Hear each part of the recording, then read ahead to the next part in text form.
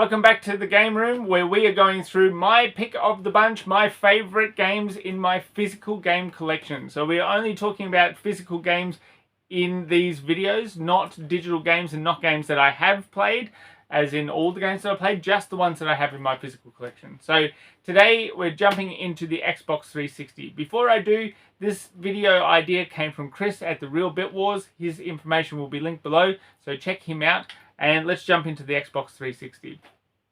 So, the Xbox 360, my first two picks, I'm going to talk about together. And they are Condemned and Condemned 2. Now, over in America, and maybe other regions as well, these got a subtitle. I don't know if both of them did, but certainly one of the games had a subtitle that we don't have here in the PAL regions. Condemned 1 and Condemned 2 are some of my favourite games because they melded together these genres that not only did I think would not go well together, but they melded them together in a way that I haven't seen much since these came out as well. So what I'm talking about is they took the horror genre. So these are definitely not kids games, as they're definitely very, very adult games, I should say. But they took the horror genre, they mixed that first-person perspective with hand-to-hand combat mostly, so that melee combat.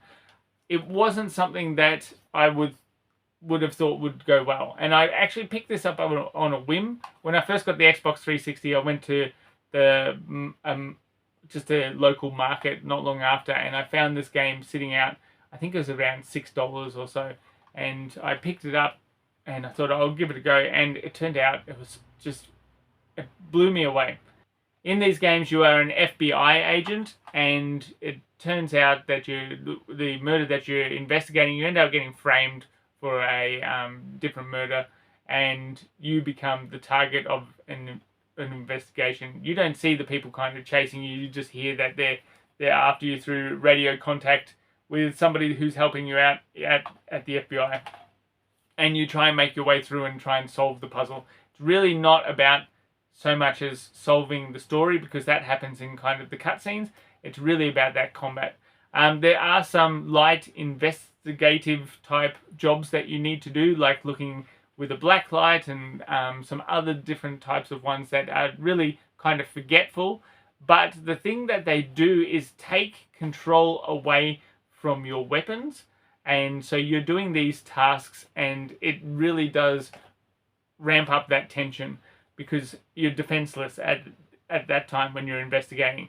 So even though it doesn't really feel like you're just following the motions with the investigations, it does so much to the kind of that feel of tension that anything might happen while you're doing that, which is a bit of a masterstroke.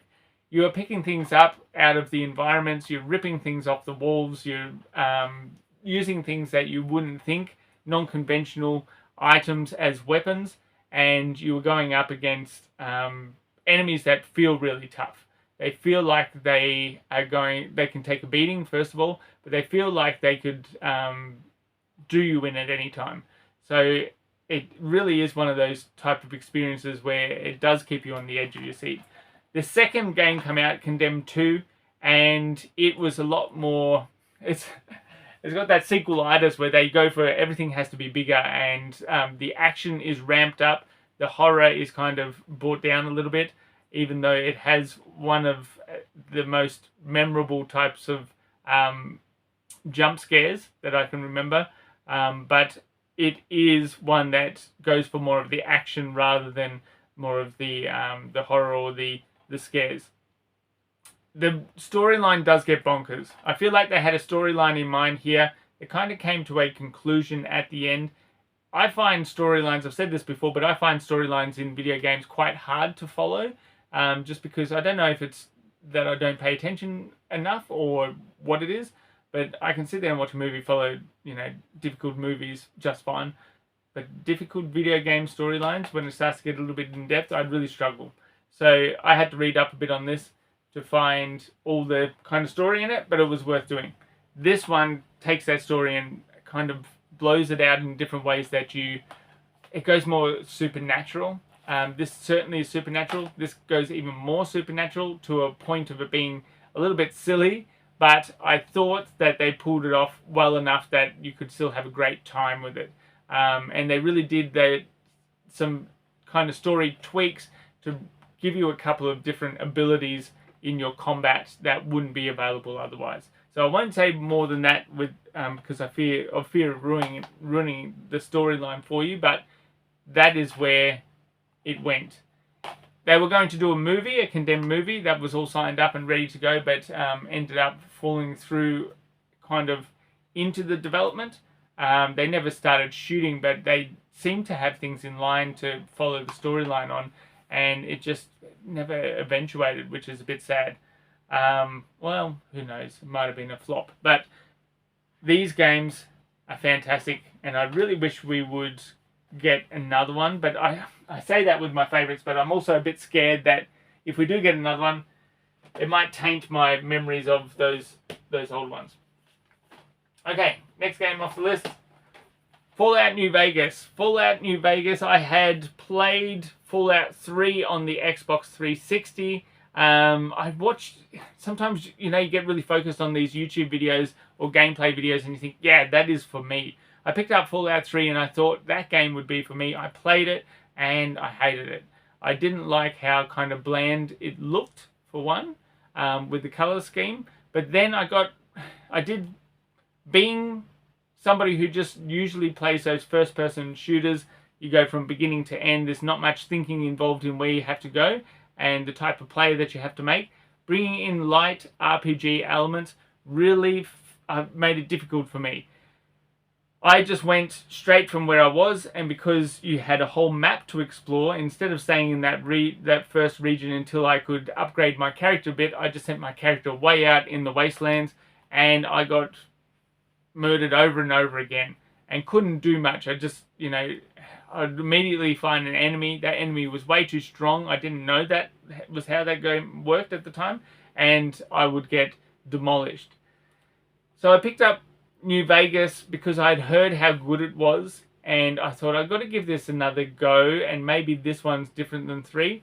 I don't know if it is, but when I picked this one up, the storyline kind of kept me in that first immediate area that you go into. So you are somebody who wakes up from being shot, and you have been healed by the local doctor, and you're in the wasteland, and you're trying to find out who your killer was. That's kind of the beginning and the end goal of the game.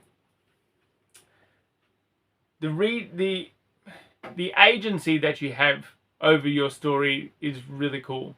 So you're able to go and do things in the order that you want. Any character that's kind of in the game, if you see them in the real kind of game world, then you're able to kill any character, even those story characters, even if it means that you muck up the storyline. But because this game kept me in that kind of town with the story, I was able to upgrade my character before venturing out, and then it clicked. And those RPG elements, oh yeah, okay, this is what I was supposed to do. I'm supposed to build up my character. The harder enemies are as you kind of work your way out from the beginning, and as you venture, you will get harder enemies, but you're meant to kind of upgrade your character. There's a lot of dying going on, and a lot of trying parts again and again, or giving up on one part of the map and then going to another part while you upgrade your character. Very cool first-person view that has the option for you to aim down the sights of your weapons, or also to use the VATS, I think it's called the VATS system. Anyway, a system where you slow down time and you're able to kind of use an RPG roll of the dice, so you pick out the parts of an enemy that you would like to shoot if you have enough kind of ability to do that, if you've built up enough, and then it will do the shots for you. So Fallout New Vegas, I loved the kind of the world that they had built as well of the wasteland. I really love post-apocalyptic stories, like books, movies, and video games. And then so this one just really clicked for me, and I really enjoyed that kind of retro the modernization of retro. So it takes things like your green screen computers from, you know, when personal computers first came out, and it puts it in this world that is also with ray guns and robots that walk around and talk like people and stuff like that. It also has some really cool music in it. It got me to the point where if I go into an op shop and I see any Marty Robbins, I just can't help picking him up. His song Big Iron is a cowboy themed song that is on here and is just one of those best cowboy songs ever. I don't rate it as the best, but I figure it's one of the best. But now everywhere I go, I pick up a Marty Robbins when I find a Marty Robbins. So can't help but do that with my vinyl collection now because of that game.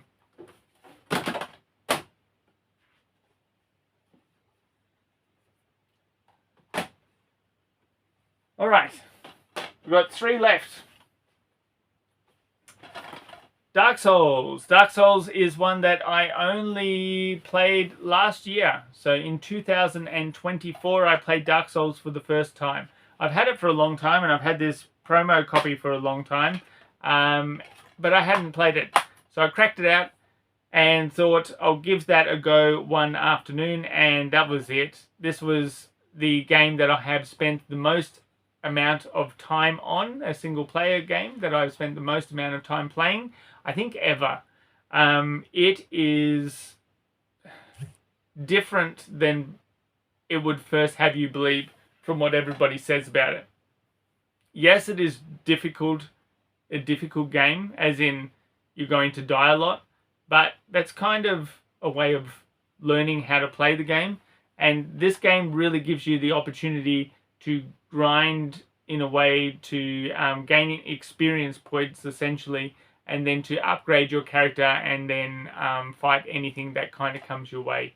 It took me a little bit, as I said. New Vegas kind of gave me the initial light RPG framework that I had used to kind of go, okay, this is how I play an RPG, and then take it to something that's a little bit more in depth, like Dark Souls.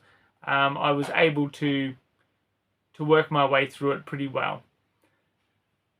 I started off just playing without knowing too much about the levels that were in front of me, and then a little bit into it I used guides, like as in video guides, to find my way around. Because you're that third person, you're able to pick up a whole heap of different weapons. You're able to go to different places. It kind of branches out eventually. First of all, you go in one kind of, you push to one way, but later on it opens up a bit more, and it does become quite tricky to find your way around. You could spend, it feels like you could spend a lifetime in this game trying to find all the secrets in it, and I didn't want that from the game, but I did want to play through it. So the second half, I would even say more than the second half, I followed a lot of tutorials through when I would get stuck, and I had a blast. So much so that I now have Elden Ring, and I play it with the guide, the book guide that I bought with it, because I really enjoy doing it with this one, following a guide, and now I'm doing it with a kind of a written guide with that one. So Dark Souls, if you haven't tried it, it's not going to be as hard to get into as you think. I just thought this is going to be a nightmare, and it's not really. It's just made so that you will upgrade your character as you go if you can't get past different bits. Yeah, not saying it's not difficult, because it is, but it is. Don't let that put you off. Okay, 2 left. Deadly Premonition. The first time I heard anything about Deadly Premonition was from the Destructoid review online. They gave it a 10 out of 10, said perfect, and then almost everything else you read at the time was saying this game was a stinker and it was just rubbish. It was absolute rubbish. But this Destructoid review really got to me, so much so that I went online and I ordered a copy, and I gave it a go. And when you first jump in, it's very reminiscent of PlayStation 2 graphics. That's really what it feels like. It feels like a PlayStation 2 game when you jump in. It's a third-person game where it is another one with RPG elements. It is a third-person. It has action scenes in it as well. The shooting that happens in those action scenes is really quite janky, not very satisfying. It has kind of horror elements and supernatural elements as well, or more than that, it's got a supernatural story. You are, again, an FBI investigator, but one with a split personality. So your personality, you actually talk to this other personality that is inside you, almost as if that person is along with you for the whole of the game. So your character constantly talks to this other personality that is inside of him, and you're trying to investigate a murder that ends up a series of murders by this raincoat killer that only seems to do murders when it is raining outside. Oh, it's not going to rain inside, but only seems to do murders when it is raining. It is apparently very much like Twin Peaks. Apparently the person who developed the game was really into Twin Peaks. I am not. I've tried watching Twin Peaks and I didn't really enjoy it, but this game I really enjoyed. So go figure. A game that is based off of something that I did not enjoy, I really enjoyed. This game took me a long time to beat. It was one that I think took about a dozen hours in the end. Loved it. Really enjoyed all the gameplay elements. Well, not all of them, because some of them are really tedious, but enjoyed most of the gameplay elements that are within this game. Like going around you get to drive around to different areas, and you are able to see the town kind of living while you're in it as well. But there's so many things I missed. Like, I didn't realize that my character should shower each day. I didn't really, I saw that you could, but I thought, oh, that's a bit silly. I'm not doing that. I'm not going to send him to shower if it doesn't do anything. But then later on in the game, I saw all these things kind of around, and I didn't know what it was. I thought it was maybe his state of mind, but it turns out they were blowflies, and my character was just super stinky. Didn't know things like that. So it doesn't explain everything really well, but you won't need a guide for much of the game. I do suggest if you're playing this, have a look at the fast travel part, as in look up Deadly Premonition, fast travel, and make sure you do that bit, because otherwise you'll do what I did and you'll spend half of your game driving around when you could just be fast traveling instead. Deadly Premonition, a very flawed game, but a very good game. Deadly Premonition 2 I played as well. That was no good. But this one, excellent. Last game, my very favourite, is Max Payne 3. I love the Max Payne series, and Max Payne 1 and 2 were games that I chose as some of my best on the Xbox console, and Max Payne 3 is my favourite game of all time. It is one that I have spoken about before, so I won't go on about it, but they took the series of Max Payne, and this one is developed by Rockstar instead. So the things that they developed, I think it went in this order. I think the things that they developed for Max Payne 3, they then used in a lot of those little tweaks in things like the Red Dead Redemption games, but I'm not sure. They kind of meld together, but they use the same engine as some of their other games like Grand Theft Auto and Red Dead. Well, Max Payne, they popped him into that engine and took all the Max Payne-iness up a notch. And some people don't like the way that they took the character. I think it was perfect. I think it's a perfect ending for Max Payne. I say don't touch Max Payne again. That is the end. He has kind of completed his journey. It shouldn't be touched after this one. Leave Max Payne alone. It's perfect. Right, that is the end of this video. Thank you very much for watching. If you enjoyed what you watched, please give it a like, maybe jump on and have a subscribe. Have a look at my other videos because there are plenty of other ones that are to do with this topic or things like it. Plenty to do with gaming and arcade machines and a whole bunch of other things. So have a dig around in those videos and see if you like any of those. Thank you, and I'd love to see a comment down below with maybe your favorites, or even if you wanted to make a video of your own that was similar to this, where you could link me in and I could watch that. That would be great. I'd love to see it. Right, thanks for watching.